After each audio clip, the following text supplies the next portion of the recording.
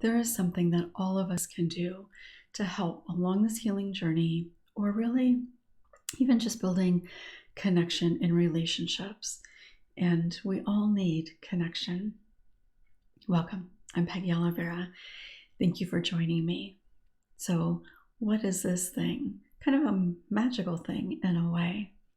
Well, it's not magic at all, but it does take a little bit of vulnerability to be able to do. And that is simply asking questions.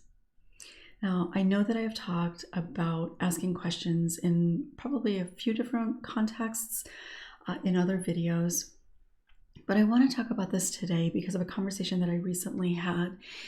And I know that anytime I'm having a conversation with somebody about anything related to healing, that there are a lot of people that can relate to it. So the conversation that we were having was about difficulty in asking questions, and in particular asking questions about trauma and healing and the process and just all kinds of things related to that. And I shared how beneficial people asking questions can be. And I want to talk a little bit about that more today. But part of it is that if there is a question that you have, there's a good chance you've been holding on to that question. And you likely have that question because you're trying to make sense out of something. And it's not purely just curiosity, though that can certainly be the case sometimes, certainly with some types of questions. It may just be curiosity. But when it comes to questions around the impact, healing, thought processes, struggles, it's usually because you're trying to make sense out of it. And I've talked before about how important it is for us as individuals, especially as children that are experiencing trauma or a lot of dysfunction, to make sense out of what is happening. Because in making sense out of it, we, not realistically, but we feel like we have some control of the outcome. So we are absolutely meaning-making people, humans, species, because we have a thinking brain. We have the ability to connect the dots. We have the ability to learn from things that we can just see and understand without having to experience it, at least much of the time. So in that making sense out of it, not only on kind of a subconscious level does it make us feel like we have some sort of control over an outcome or the situation, but it also is a way for us to understand ourselves a little bit more. And in that understanding, it helps reduce shame. It helps release some of the sense of responsibility that we hold for how we feel, what we think, how we struggle, how we show up in the world, how we've been impacted. And having an understanding of those things, I believe, really is an important part of healing. Because all of the things that go through your mind on a continual basis, whether you're consciously aware that there's things floating through your mind all the time or not, when there are things floating through your mind, particularly things that are inaccurate, we end up believing something without any counterbalance to it, without any critical thinking applied to it. So we just believe it. It becomes truth. But when we have these questions come to the surface, it could be something like just a flash of a different possibility. It might be something that you find yourself sitting and wondering about. I wonder if this, or I wonder if that. It might be a very specific question that comes to mind that you want an answer to. But a lot of times it is kind of like, why do I do this? Or why do I feel this way? Or why does this person do this? Why is this? And in that why, if we get an answer, or at least we think, if we get an answer, then that feeling that comes with the question, the unease, the angst, the kind of disbelief, we feel like if we get an answer, then it will go away and we'll be able to feel more ease and peace. Now, I wouldn't say that asking why you feel a certain way is going to create that automatically, but that can happen over time. And when it comes to healing, being able to understand ourselves is really important, because without that understanding, we blame ourselves. We take responsibility for things that have happened. We take responsibility for how we've been impacted, how we feel, how we show up throughout our lives. When we can understand it, then we can begin to recognize that this isn't about who I am. This is a way that I've been impacted. This is a normal way that somebody would struggle. I'm not crazy. I'm not defective. There's not something wrong with me. And that is really important for healing. So incredibly important for healing. Because we all carry these false beliefs. We all believe something about who we are or what is possible for our lives and about the world around us based on these core beliefs, which come from experiences, which create ideas, which create those beliefs.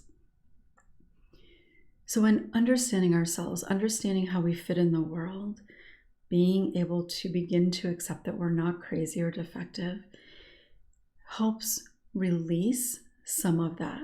It certainly helps release a lot of shame, because so much of the shame that we carry comes from those ideas that we are crazy, that we are at fault. And this is something I've certainly talked about a lot, but how easy it is for us to be able to look at somebody else who has a similar experience, maybe even similar type of upbringing, and we can look at them and without any doubt whatsoever, know that they're not at fault. Know that they're not wrong or crazy for feeling the way that they feel or for struggling in the way that they struggle. Yet when we look at our own experiences, our own feelings in life, we blame ourselves. Yeah, or well, but this person, whatever, or but I, whatever, right? And we do that automatically because we believe what we believe about who we are without any real evidence, without being able to see the whole picture, because we believe it because that's what we've needed to believe in order to survive. And when you can start asking questions, whether it's something that you've had on your mind or as questions come up, whether it's of a therapist or just a friend, certainly a fellow survivor, if that's the question that you have, it really not only helps us shift what we believe ultimately, but, and this is the second part about the relationship aspect, in asking questions, it can also help build connection. And that is certainly true within a healing environment. It is also true within any sort of relationship that you have. Now, I want to be clear, I'm not necessarily suggesting that you meet somebody and you ask them if they were abused, or you ask them how they deal with certain things or something like that. Now, hopefully you can get to a point where that would be very reasonable to be able to ask. I'm certainly not suggesting that you do that at the beginning. But questions around beyond just like, what do you do kind of thing, but questions to get to know them, questions to understand them, like what makes you smile, or what are the things that you tend to worry about? different types of things. It doesn't have to be really deep. It can be, if you could go anywhere in the world, where would you want to go? But in asking questions, you're creating vulnerability by putting yourself out there and asking that question. You're also letting that person know that you're interested, that you're open, that you want to learn something about them. And so how does that then relate back to healing? Whether it's a fellow survivor or potentially like a therapist, when you're asking questions, you are creating vulnerability within yourself.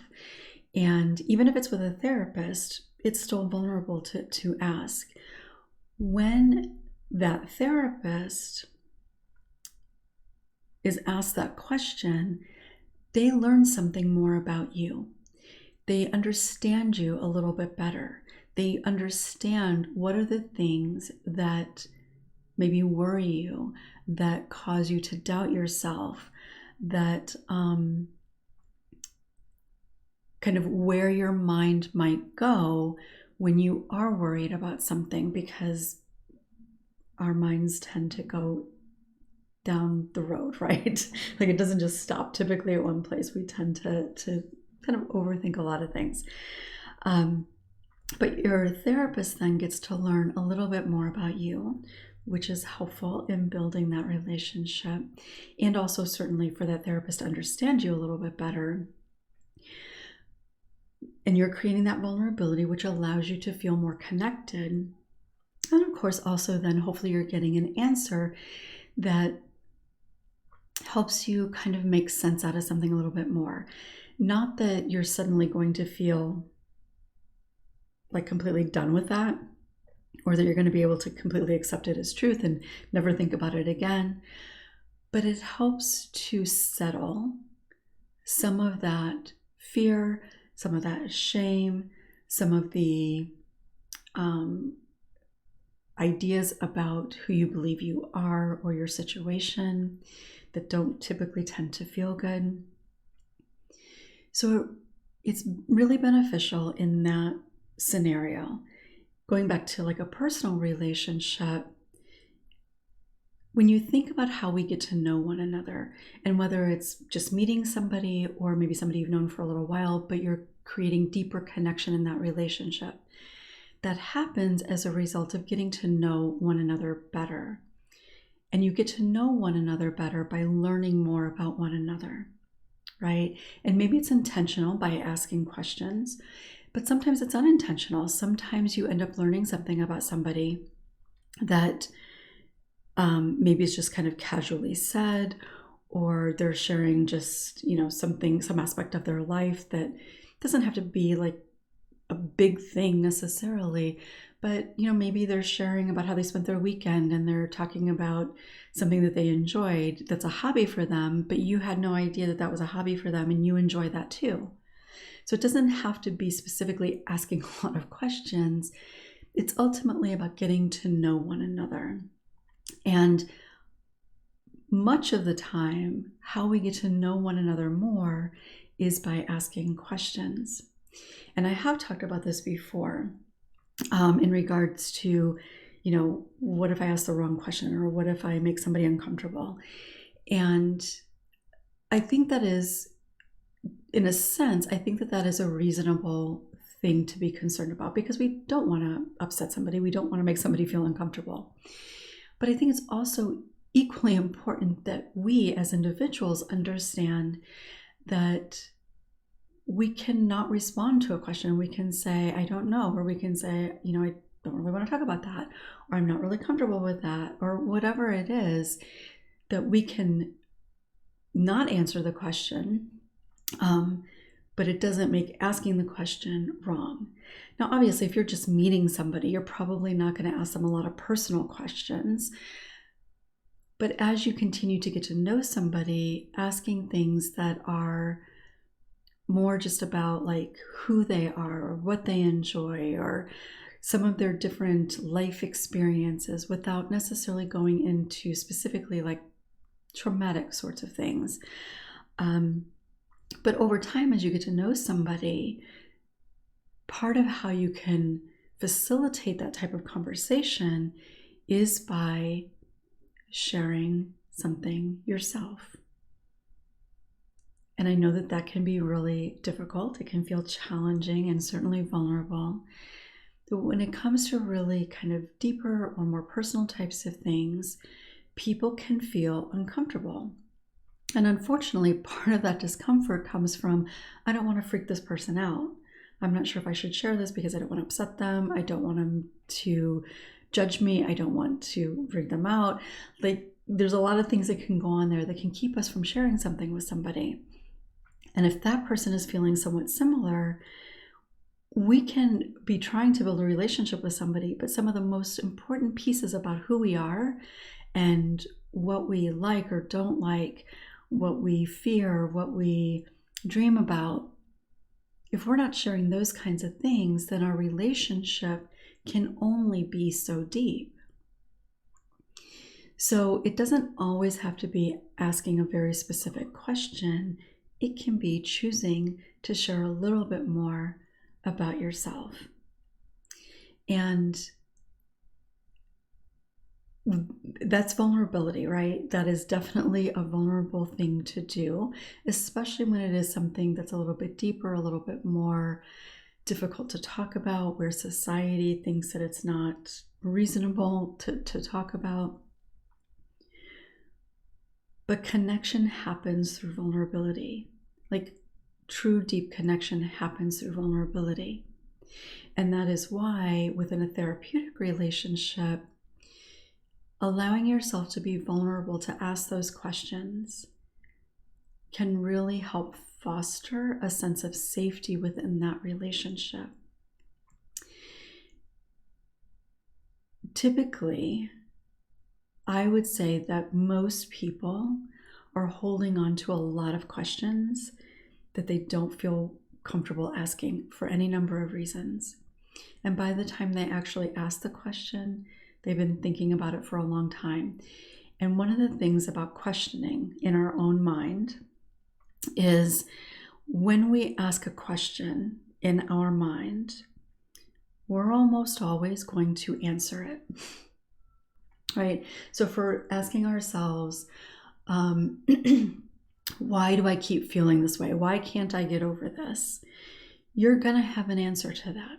There's going to be another part, another little voice that you hear this as because you're weak, because you're not trying hard enough, because you will never get over this. There's going to be an answer most of the time.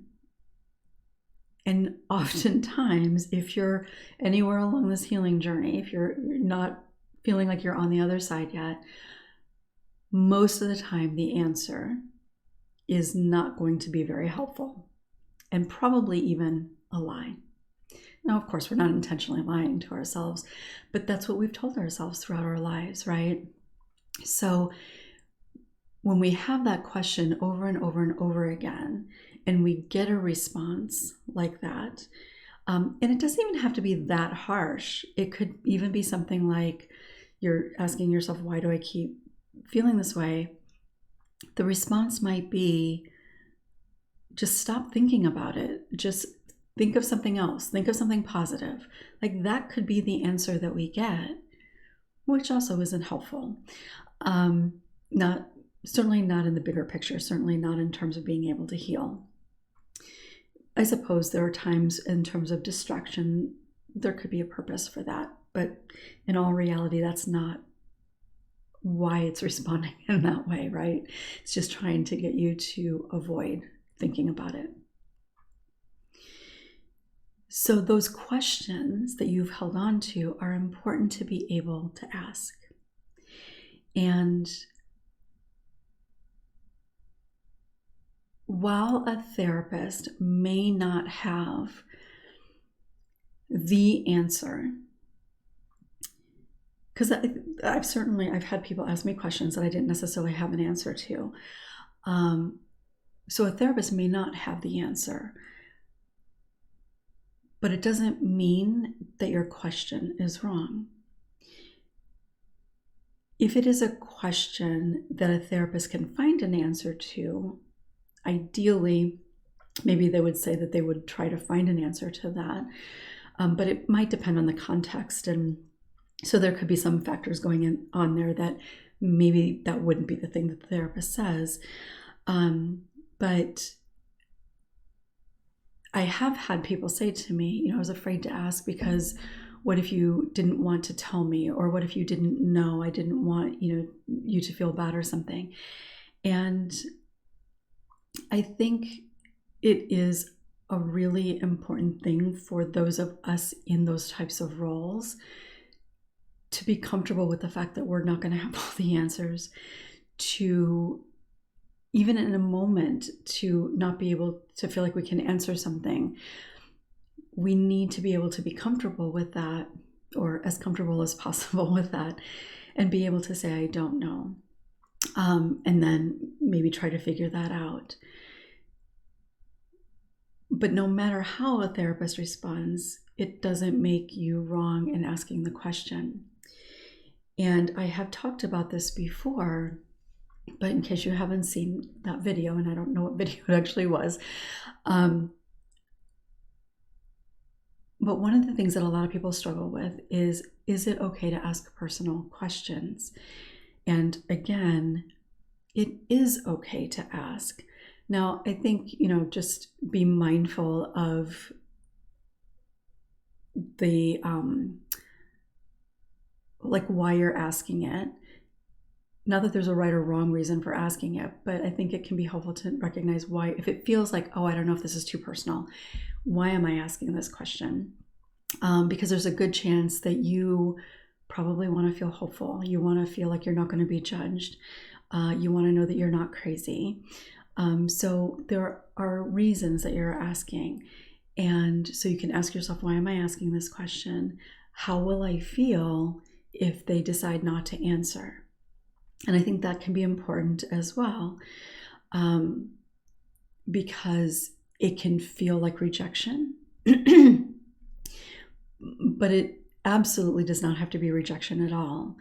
It could be a boundary that they have. It could be that the question catches them off guard, especially if maybe they're a newer therapist and they're not quite sure if it's even okay to share, because in the training to become a therapist, depending on what track you're in, what your ultimate degree is in, what your training is, some people say you never share anything personal.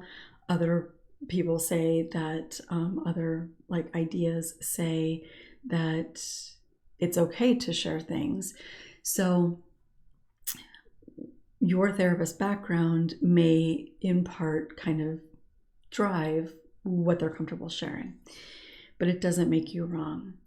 And I'm sharing that because I really, throughout all the years of my work, people that have asked questions, some personal, but certainly doesn't even have to be personal, just questions generally. People that ask the questions seem to feel safer more quickly, which certainly helps facilitate the healing that they're doing overall. It helps them to feel more of that kind of alliance and relationship. Part of that is the safety, but it's also just kind of that getting to know thing, recognizing that they can be vulnerable and be accepted and not judged, and they can learn things. So there's a lot that can happen in that. So whether it is in a personal relationship or in a therapeutic relationship, being curious, asking questions. And when it comes to healing, you might need to ask the same question over and over again. And that's okay, because we all need reassurance. You might be able to take in what somebody is saying, no, that's not crazy, that's actually normal. You might be able to take that in a little bit. But then as time goes on and maybe you're struggling a little bit, or maybe there's something that happens that reminds you of something else, and it can be very, very easy to forget. not necessarily forget that you've asked the question, but lose the energy of the feeling that you had when you got the answer. It can be easy to trust in the answer that you got at one point, and you need to hear the answer again. That's okay. It's normal. And being able to ask again is vulnerability, and it helps reinforce the truth of that answer. So ask. Again, if you have personal questions for your therapist, doesn't mean you're wrong for asking. Just know that they may not be comfortable answering, and there could be a number of reasons that they don't want to answer. And it may not even necessarily be that they're uncomfortable with answering. It could be that the way that they approach their work, they don't share things that are personal, and not because they're necessarily uncomfortable with it, but that might be their type of training. And you can decide if that works for you or not. And for some people, they don't want to know anything about their therapist. For other people, if they know nothing about their therapist, it's hard to feel safe. Not right or wrong, but that is the reality.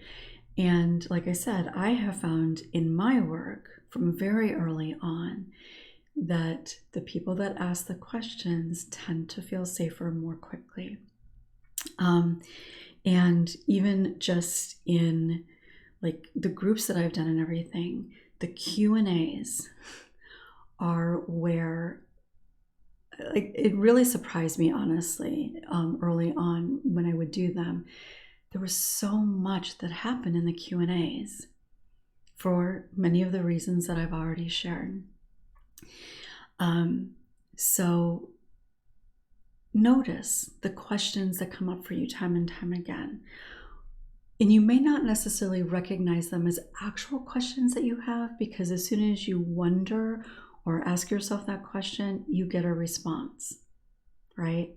So you may not necessarily recognize that you have a question, but if you've wondered about that, if you answer yourself, maybe consider asking, whether it's a friend, again, depending on what it is, or a family member, certainly a therapist. Ask the questions. It helps you also recognize that vulnerability doesn't have to be bad. It doesn't have to be something that creates an outcome in which you are hurt. Because for so many people, when they've experienced vulnerability, the outcome has been hurtful. And part of healing is being able to recognize that we can experience vulnerability and beautiful things can happen as a result of that. They truly can. And that is how we build connection, and healing happens in connection. So I'd love to hear from you. Share in the comments below. And if you're a woman who has experienced childhood trauma, actually today, we're starting up Courageous Connections again. So if you are watching this on the day that it's being released, on Thursday, September 12th, this afternoon, we are starting Courageous Connections, where we will come together on Zoom, no camera, no microphone even for you. I will be on camera, but it's a place to just gather, and I might do a little kind of grounding exercise to bring us together, and we will have lots of Q&A. So if that is something that interests you, there will be a link in the description below. So it's open to any woman, person who identifies as a woman, who has experienced childhood trauma, and you'd like a place to come together. I'd love to have you join us. And it's not too late for this month's call. And it will be an ongoing thing, so you can join at any time. Second Thursday of the month is when we will have our calls. So check out the link if you're interested, and I would love to connect with you. Thanks so much for being here. I'll look forward to seeing you next time.